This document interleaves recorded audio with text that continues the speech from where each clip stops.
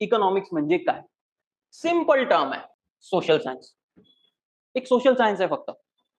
Economics is a process of production, distribution, okay, and consumption.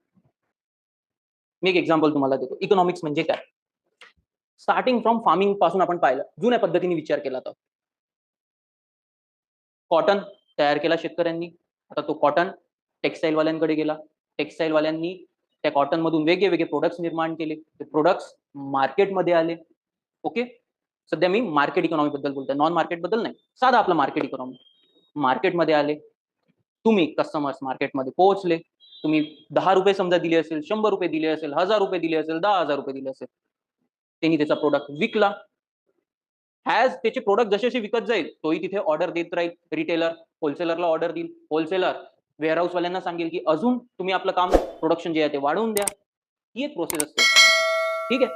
पैसा त्याच्याकडे आला रिटेलरकडे. त्याला जो होलसेलरला पैसा द्यायचा आहे, तो होलसेलरला गेला. होलसेलर जी कंपनी आहे, ओके, वेअरहाऊसेस वाल्यांकडे पैसा गेला. ही सगळी जी प्रोसेस आहे ही इकॉनॉमी.